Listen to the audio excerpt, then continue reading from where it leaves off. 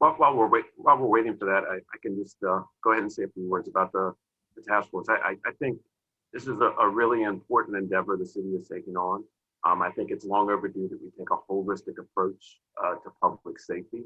And public safety is much more than just police. It's about education. It's about housing. It's about opportunities for our youth and our residents. So we're really looking forward to the review of our police department. As I've said many times, I really believe that we are doing a lot of things that are right here in the city of Takoma Park. We're very progressive as far as our policies and procedures. We have a guardian approach towards policing that's inclusive with our community. But that being said, there are always ways that we think we can do things better. How we can respond to mental health calls, how we can do all aspects of public safety. So we're really looking forward to the review and look forward to working with the partners at Link and the task members once they're selected. Thanks, Chief. All right, I'll share now. Great. Thanks, Jessica. I think we can go to the second slide and just talk about the purpose of, kick us off with talking about the purpose of the task force. So as the chief was just talking about, we have been doing a great deal of work in the city already to make sure that we are a safer, more livable community for all our residents and forwarding particularly our racial equity work. We're putting together this task force because we want to review and reform our approach to public safety to ensure racial justice in our community. And in particular, we're doing it at this time because as we saw in the in the spring and the summer, the increased calls for racial justice, as well as the COVID pandemic, has really heightened the health and economic disparities we already knew existed. Not just in our communities, but the county, the state, and our whole country. So we really think right now is the time to expand the work we've been doing, take inventory of our public safety practices, and really emphasize the experiences of our Black and Brown communities. The task force is really an opportunity to bring new voices into the process and to take stock about what's working and what is not as we explore best practices in public safety. In particular, as the chief mentioned, and we've been talking about on the city council, we want to emphasize that this isn't focused just on our police department, but we're looking at public safety holistically. We're talking about how do we address mental health needs in our community, substance abuse, and other community needs that all too often fall to the police department to handle. So with that, I just wanted to give an overview of the task force. I'm going to turn it over now to my colleague, Councilwoman Searcy.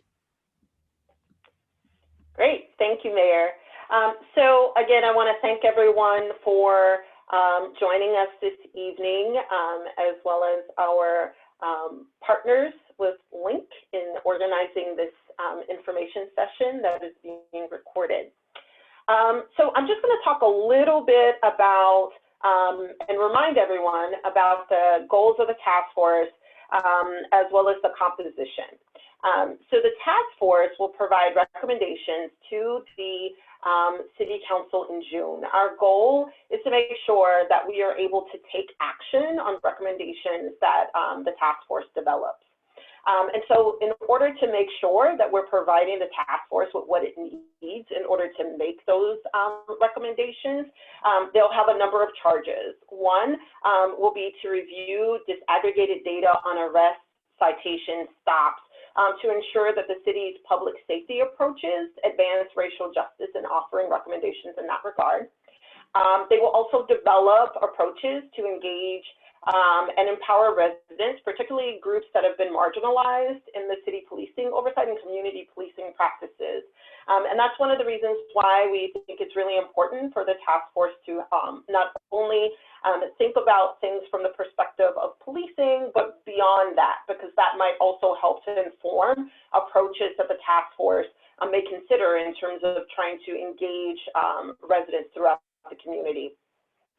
A really important task that the task force will be responsible for reviewing is about the creation and assessment of alternative models to better address issues that are commonly correlated with police interaction.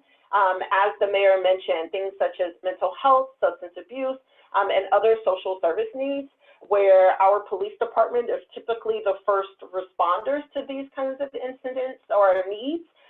But how can we as a community come up with other approaches to better meet the social service aspect that so many people in our community need, which leads to a negative interaction with the police department.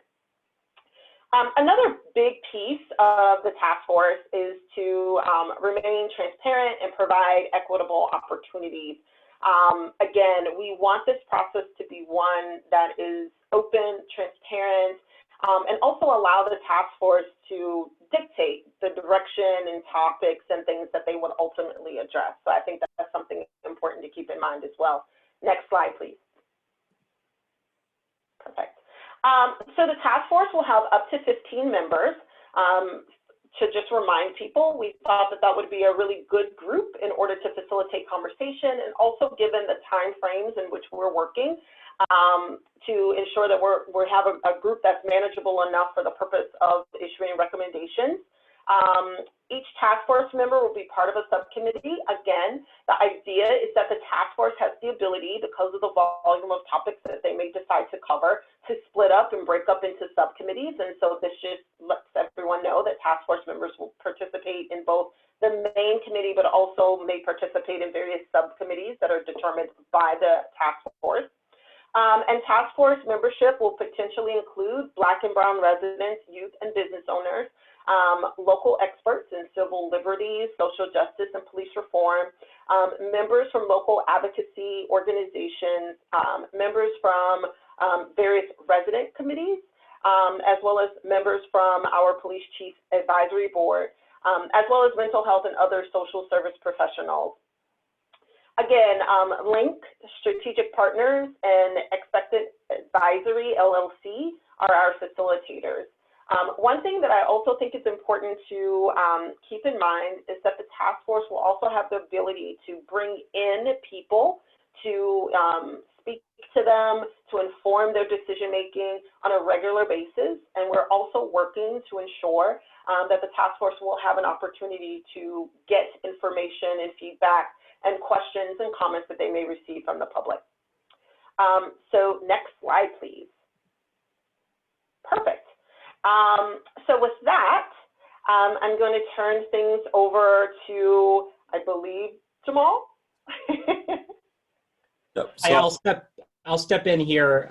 Good evening, residents of Takoma Park. I am a frequent visitor to your fair city and very excited to be working with your elected leaders and many of you on this very, very interesting project.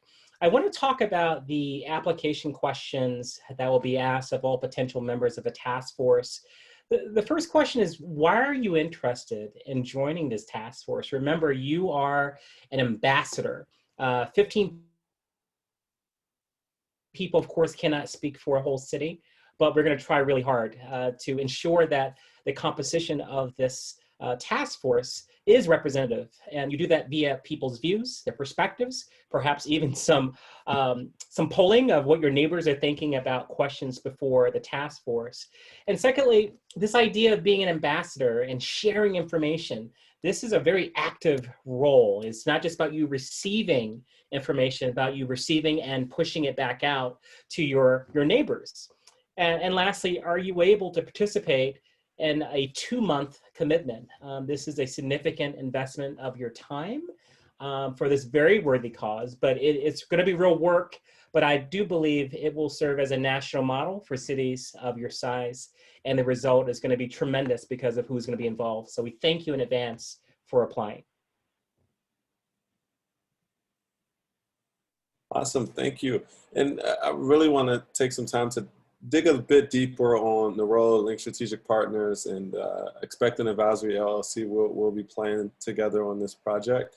We're really here to facilitate the conversations and really be the piece between the council and the community, and ensuring that we're at all levels and stages bringing in community feedback through all walks of life. And our role in this process is really to ensure we have that authentic engagement piece and meeting people where they are. And we know we'll need to do a lot of that throughout this process. So just to do a quick overview of the timeline of the task force, we expanded the application deadline to be due February 5th. Totally understand that when during the COVID world, things moved pretty fast, and the initial deadline came up pretty fast. So we wanted to extend that to February 5th to give folks another week to get their applications in. We also, we're looking to confirm members of the task force by February 12th. So they'll need to go through the council after reviewing and vetting the task force, potential task force members and applications. They'll need to be approved by the council February 12th. This outline you see here for the week of, we'll be talking a bit more about, we'll be taking a deeper dive with some of these conversations and what the focus of the task force would be, and coming up with these recommendations in the overall task force meeting. So the way we have it structured in conversation is to have task force meetings that will be the main group, all 15 members, and we'll have subcommittees where we'll take a deeper dive into some of these conversations and topics that we'll need to discuss in weeks 1 and 2. And the subcommittees will focus on some of the topics that we've been having conversations about, and that's employment services, mental health, policing, and all of the things that we think encompasses public safety. But as a task force, we'll set those things in that agenda in our first 2 meetings. So our first 2 meetings as a task force will focus on the introduction piece and getting to know each other, but also getting to refine the focus of the task force and what our mission will be over the next few months, and really refining what we want the subcommittees and the task force to focus on over the next few months. So after March 8th, you'll see every other week there's a commitment. So you will have 1 meeting as a full task force meeting, as a full task force group, in the following week as a subcommittee group focusing, and we'll spread those out amongst the 15 members. And then as we wrap up the meetings and the recommendations, and we do that as a community, we'll have a final report that's due to the council by June 4th. And I'll just say, throughout this entire timeline and process, as I emphasized earlier, we'll find creative ways and efforts to engage community, and also bring in experts from different sectors and walks of life to kind of guide some of the conversations within the task force. So that's the timeline for this. We can jump to the next slide, please. So I'll kick it over to my colleague, Michael Aiken, to lead us through some Q&A. Excellent. That was a very high-level overview. We just wanted to give the basics, make sure you understood what the role of the facilitators were, what the task force will do. The easiest way to facilitate this is using the raise hand function. If you click on your reactions tab at the bottom of Zoom, there should be a raise hand function. If that doesn't work, just put your hand up and I'll make sure I look there as well. Anyone have any questions? Give it a second for folks to find their button there. Go ahead, Sarah. I think that's really a clap, but rather than a raise hand, but it did the trick. Yeah, my name is Sarah Lynch. My question is, what are the characteristics of volunteers that you're looking for? Because it did suggest in the output being new models or alternative ways of doing things that you're hoping to have a level of expertise, and I would just be interested if you could talk a little bit more about what your expectations are with respect to the backgrounds. Thank you. Absolutely. I don't know if either of the council members wants to talk about that. I can talk about it from a facilitation standpoint. Ms. Searcy, go ahead. Sure.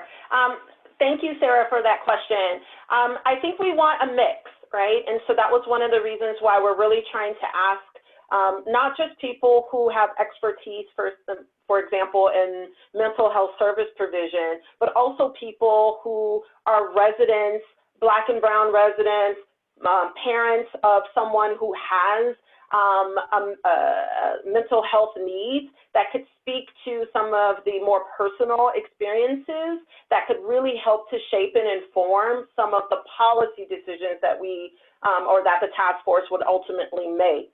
I think it's going to be really important, and I think that's another reason why, having the subcommittees will be really helpful to making sure that we're able to hit the right targets in terms of the different topical areas, depending on what the task force decides to kind of focus on. I think another thing that will be important, as was mentioned earlier by our colleagues, we will also bring in external experts to help bring people up to speed on certain aspects that are more technical in nature. So we do want to have a mix in terms of people who have come to the table with that technical expertise, but also people who have that personal experience so that we can make sure that we have a balance. And I'll pause to see if any of my other council colleagues that are on have anything else to add. Thank you, Talisha. This is Terry Siemens. I'm also on the council. And I would just add that we also want people who have had interactions with Takoma Park Police, whether positive or negative, regardless of race or any other characteristic, just people who are a little more familiar with our police officers and our police department, so that we can also have some kind of evaluation of that. Great. Sarah, did that answer your question? As a facilitator, it's always finding that balance. If we want folks with expertise, but we don't just want experts. We want people with lived experience, and we'll make sure that we're facilitating in a way that brings everyone in. Wayne, go for it. Hi, my name's Wayne Sherwood. I think this is a great way to start the meeting. There will be many people that are interested in these issues that might not be able to commit 6 to 8 weeks of attending meetings and getting on subcommittees. And I think in last fall, people were talking about the task force would hold some online sessions, hearings of various sorts, so that people, like the people that Terry Siemens was just mentioning, that people that might have had various interactions with the police in different ways, and they would have a chance to make a presentation to the task force. And maybe some of them would not want to just participate in a Zoom meeting like this, but one of my ideas that I saw it done in Washington, D.C. was a Zoom meeting that had, 8 or 10 people on it all at once, so that you got a certain concentration of people that had similar views and were more relaxed about speaking. So I didn't hear anything so far, when you're asking what the task force is going to do. Will this task force try to hold those kinds of hearings? Thank you so much. Anyone from the city want to jump in? And then I can jump in from how we're going to do this as a task force. Go ahead. Sure, I'll take that one. I love to talk. You all know I love to run my mouth. So the goal is to really have the task force dictate to some degree how the levels of interaction, kind of how they want to facilitate community engagement. What we are trying to do is, one, communicate to the task force that we know that's important, that we want to hear from the community, so they will know that. And then two, make sure that our facilitators are equipped to make sure that that happens. And so I can turn things back over to Link, and they can talk a little bit about some of the things that we're already putting in place to enable the community to engage with the task force. Yeah, if I could just jump in, Michael, before you answer too. I think one of the ways we were thinking about is having this core group, this task force of 15 people who were working together, really digging in deep, listening to experts, and coming to and presenting these recommendations finally to the city, but that it wasn't limited to them. That's, if you think about, like, they're the core group, but there's going to be so many spokes out from what they do. As Cordell mentioned before, when going through the responsibilities of joining the task force, some of this is going to be being asked to reach out to your neighbors, to do other things. And so we do want to make this a process in which people can connect to it in different ways. But in order to really come back with recommendations and new ways of approaching things, we felt like we needed to have a core group who is committed to working together for a period of time. Absolutely. And one of the things that Jamal was touching upon is we want this to be truly citizen driven. And so we've set dates and we've set how things are going to break out. That's about as much as we've said at this point. We're going to be using those first couple meetings specifically as a task force to figure out not just schedule, but where do we need to get additional public comment? Where are we going to be bringing this in? We're going to be hosting focus groups. We're going to be hosting stakeholder discussions. We're really fortunate to have a facilitation team that has done this in a lot of different jurisdictions. So we've got some really unique models to look at. Jamal just finished leading a process with the City of Rochester and the University of Rochester that brought in some really interesting engagement methods. Jevin has just wrapped a process in Tempe, Arizona. They spent a really interesting model of, they came up with a preliminary report. They then did a public kind of forum around the preliminary report, and they brought those findings back to the task force to finalize. That's a really interesting model. Cordell has led a lot of these discussions, not just around the country, but around the world. So our job is not to inject any sort of policy, but to just inject some best practices for how do you get the most representative feedback into a process like that. And we'll make sure we're very reactive to that. And one of the things, if I can quickly, just for the task force, creating facilitation guides so that they can lead conversations amongst their sphere of influence is one of the takeaways that they'll get as task force members, that they'll be equipped to lead conversations just as we are facilitating conversations with them. And so it doesn't stop just with the task force, but it extends to their networks as well. Thank you, Cordell. Elizabeth.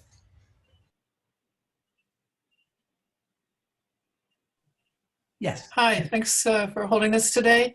So I only heard about this yesterday. It was posted yesterday. If there was something before that, I don't know about it.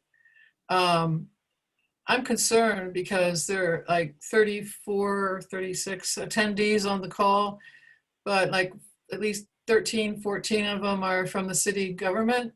And I was hoping to see a lot more diversity, that there would be a more that already it had been figured out how to reach out to the community and get more people on the call. Can someone speak to that? Because maybe there's other people already interested, but they're just not on the call. Absolutely. I'll pause to see if any of the city folks want to weigh in on this, and then I can talk about our recruitment strategy. Sure. I think one of the things is we have been putting this out as just a sort of the task force application as well as tonight. But I think you're right, Elizabeth, that we need to make sure this gets out as widely as possible. One of the reasons we're recording this evening is we know that sometimes, 6:30 on a Tuesday night may not be convenient for everyone. So we want to make sure that people can go back to the recording and watch it. In addition, I know that members of LINK have met with the Chiefs Advisory Committee last evening to talk about this, where, as Michael said, we're doing stakeholder interviews to reach out to other members of the community, to spread the word, and to get not just their views on the task force, but to ask them to also spread the word, to get other people to apply and get their ideas.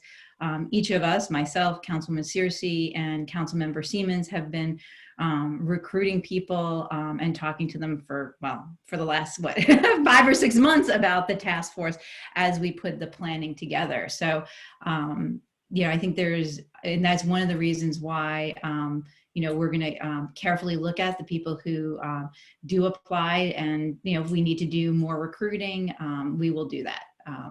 But we are really committed to making sure that we are centering the experiences of Black and Brown members of our community, that we are really trying very hard to get young people on this task force. And so we ask all of your help with that. The reason that you see a number of city staff here and representatives from Link is because we also want to make sure that people see the commitment of the city to this work. We are all very deeply committed to it. And also because Link offers us such a great team that we've been working with, we want to make sure people in the community also know who they are and who we're partnering with on this project. And Elizabeth, at risk of over answering this question for you, I do want to talk to you a little bit about why we're approaching this as a facilitation team as opposed to a facilitator.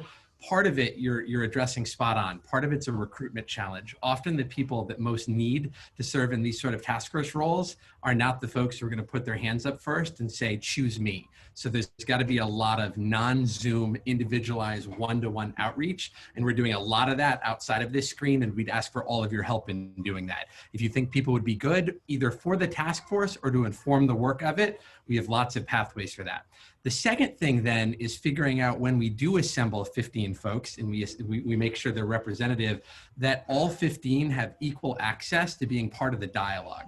So that includes language access, cultural competency. It makes sure people feel comfortable in a format where we're going to be talking about somewhat sensitive issues. So we will be staffing this from a facilitation standpoint. So with less one person talking to 15 and really individualizing that so we can break 2 or 3 people off at a time with their own facilitator that they build trust with over the course of this process.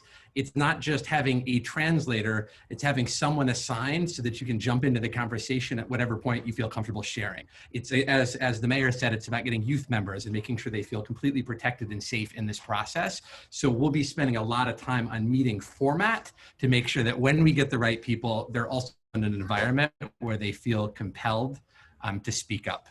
Does that make sense? It's generally, but I'm concerned. I think you mentioned some project you did in Arizona. I don't know if it was a task force regarding the police and you gave an overview of the chunks that they handled to get to the end of it. How long did it take them? Is this a realistic timeline?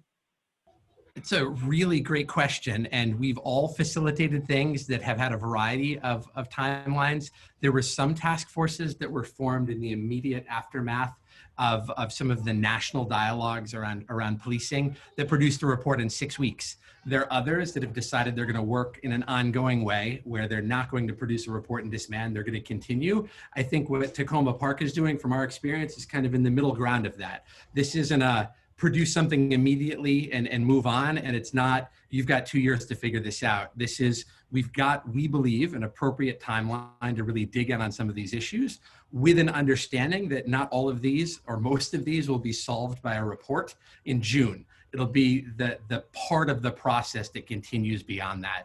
But council member and mayor, I don't want to speak for you, but that's how we see it, is there's more than enough time to really make progress, though it's not going to be performative in nature that we've checked this box and now we're done. This will be the start of making sure that we're addressing it. Yeah. Does that sound right?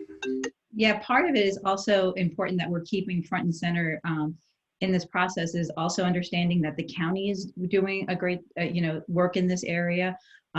There's a lot of stuff happening at the state level. And so we also want to be cognizant of what's going on when we're doing this task force and exploring different options that we have, that it is also impacted by what's happening at the county level and what happens at the state level as well.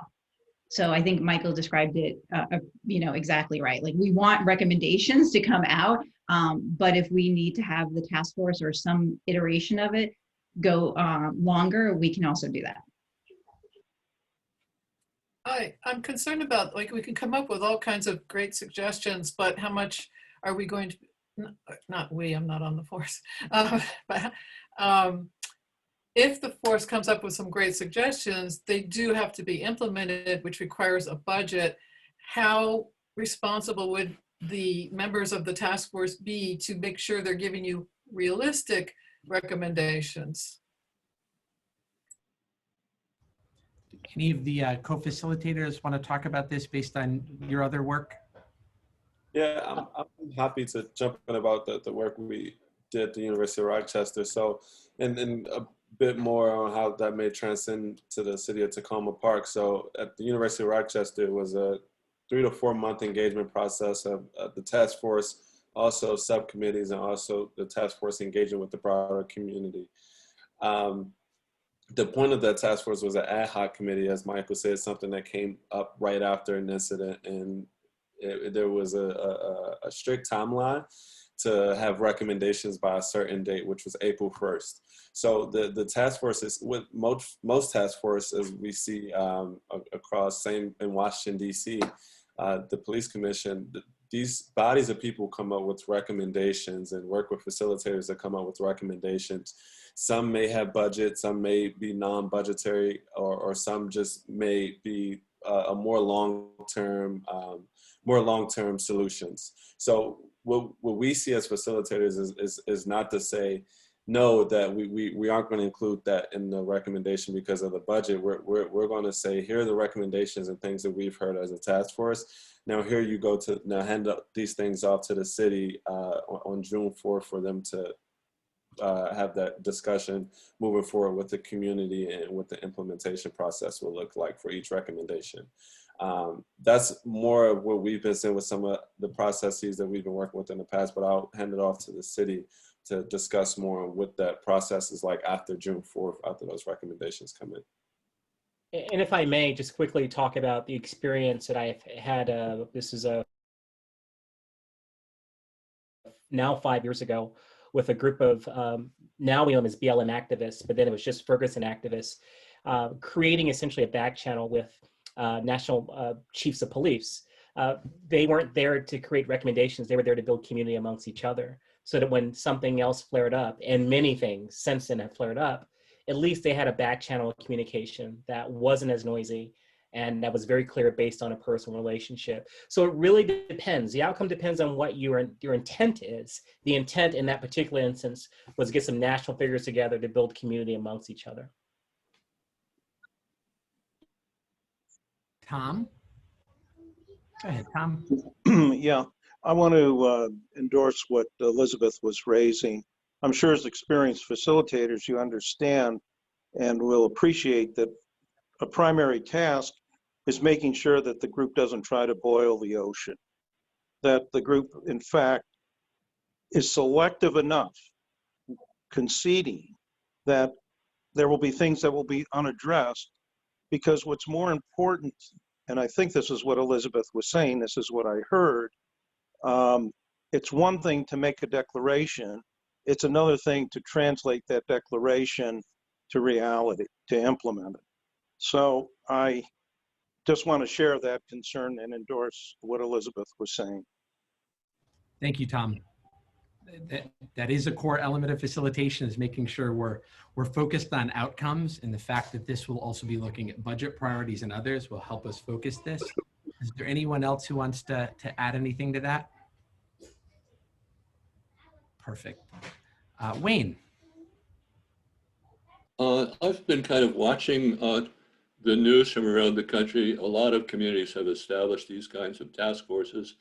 And one of the things I have noticed as a problem that often arises, I won't say always arises, but that people are not, I mean, people on the task force, I'm sure, are not all going to be of the same opinion. They will have a range of opinions. And at a certain point, there will have to be some kind of a process to have discussions and how to deal with a range of opinions. And I've seen in many communities that at a certain point, then I don't know what went wrong because I just read news articles, but part of the task force will pick up and walk out the door and say, we haven't been treated right. This isn't what we thought this was going to be. This is just whitewashing all of the changes we thought ought to be made. And so I'm just wondering, you know, things like that could happen here.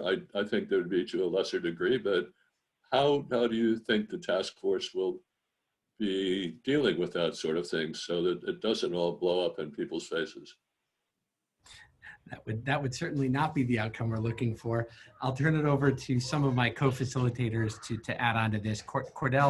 Cordell hit up on it with the facilitation guides that will be put together. And part of that is establishing the ground rules for forward movement that we will address together as a group in our opening meetings. We find that, go ahead, Cordell. And I have to say, I'm really big on norms, mutual respect. So your typical norms that you would have for any group setting, ensuring that everyone has equal opportunity to speak. Also introducing various ways of communicating. Sometimes you have to do a quick ballot on things because folks don't feel confident enough to speak out. And so as a facilitator, you really have to feel the room, watch people's sensibilities and their behaviors, and then adjust on the fly. And that's something that as we get to know these 15 folks, we'll be able to do. If I can just say from experience with the county task force that we just went through that actually is completed, they had a similar setup where they had subgroups and they also had a main, obviously, task force. What was really, really helpful was discussion, and then each person was allowed to give their input. Now, what it came down to for the final recommendations, both at a subgroup level and a task force level, and just for disclosure, none of the law enforcement experts or any government experts voted. It was only residents, and that's what's going to happen in this particular task force. But everyone was allowed to give their input.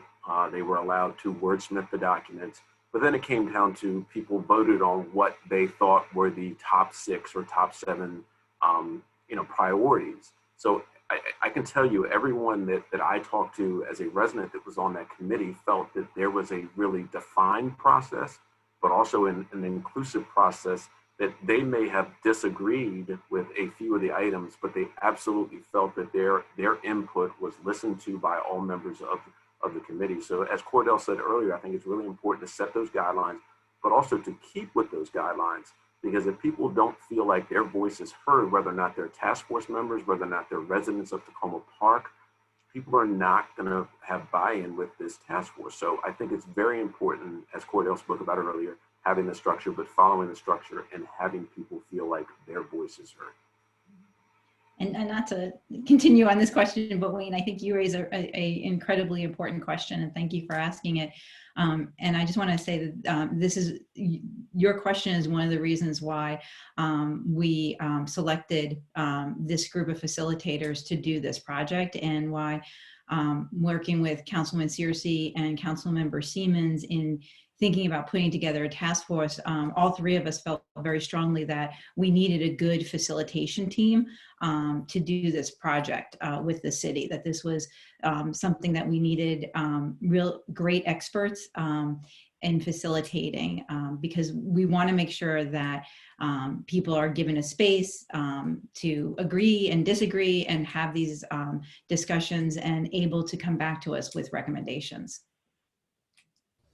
Jevin, were you jumping in, my friend? I am, and the only thing I'll add to that to assist my colleagues and Madam Mayor here is that this is an iterative process. So we build upon one another, and we will have a conversation that will be a continuous dialogue. And so, like Cordell mentioned, the ground rules this is community-led and community-driven process. So the ground rules will be set by the community members, and that's how we'll determine the pathway moving forward. There have been several principles that have been used that we've seen in the past. There are such as majority-minority recommendations, unanimous recommendations, voting. And so we'll determine that with the group as we continue through the process. But this is a process that will continue to build upon one another as we continue through the process. Wayne, did we answer your question, sir? Or is there anyone else we're missing here?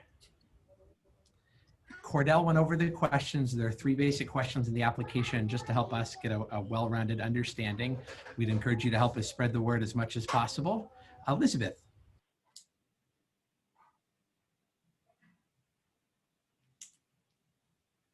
You're unmuted, Elizabeth.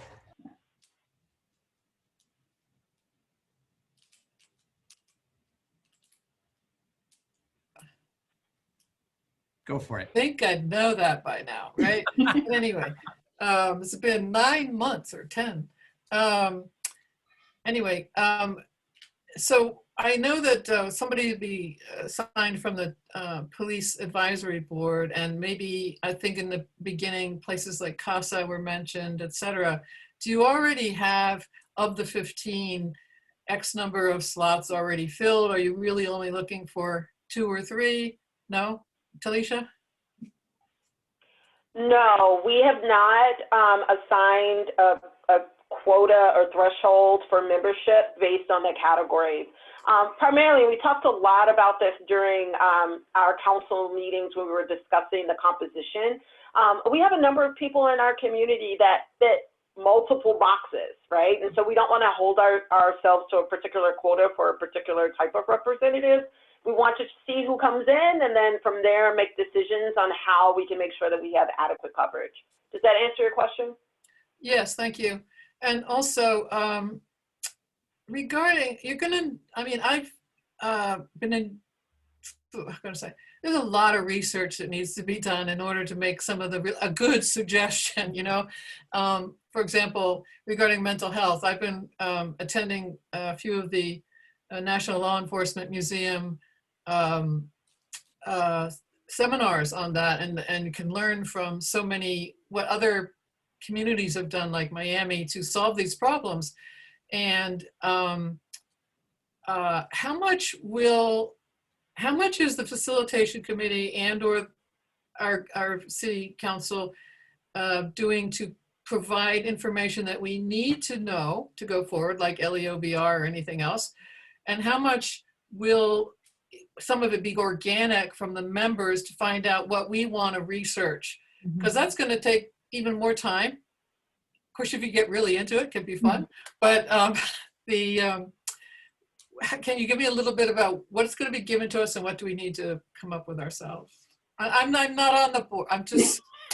Oh, the collective we, absolutely. Yeah. It's a balance is the honest answer. The good part about where Takoma Park is in this overall national look at these issues is there are a number of task force reports that have already come out that provide a guidepost for kind of where some of these processes are. As you've mentioned, there's really deep research. We read a ton of it because it's our job and we're really interested in it.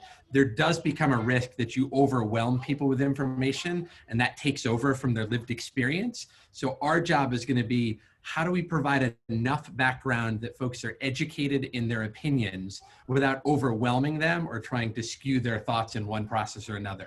And that's a judgment call in many cases, but what we will do in every meeting is leave room for task force members to tell us what else they need to be prepared for the discussions we're going to be having in future meetings. And often that's very, very customized. If you have, for example, someone who leads a civic association or leads a national civil rights organization, they're going to be far more read up on some of the technicalities, whereas a neighborhood resident or neighborhood citizen or neighborhood person or youth leader may not have as much read up material, but they'll have much more real things to add to the dialogue. And we're going to try and leave room for all of that. Cordell, you've been taking the lead in preparing a lot of the facilitation guides. Is there anything else you'd want to add to that answer?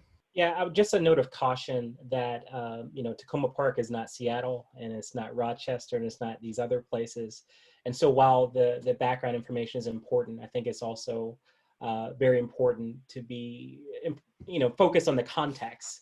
Your relationship with public safety is very different.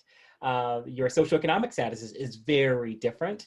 And so as much as we want to learn from others, we have to be really clear about this is about Takoma Park and not about these other places and what they've done.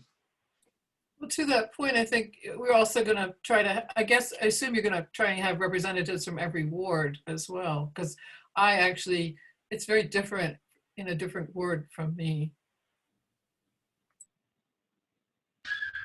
Yeah, the goal will be to make sure, go ahead, council member. Sure. Our goal is to make sure that we have adequate representation across the board. Again, we haven't assigned a specific quota for a specific ward. We'll see what comes in, but we are taking ward representation as part of the criteria that we would consider in terms of identifying who is ultimately selected. Mm-hmm. Thank you so much. David. Hi. So some of the topics that I would think the task force would be interested in are ones that may require research skills, certainly require specialized knowledge. I'm thinking of accessing and interpreting arrest data, insights on the local challenges related to illicit and illicit drugs, how our department here interacts with county and state government, just a few things that come to mind. Is there going to be staff support in one way or another for tasks of that type that may require significant investments of time and the know-how?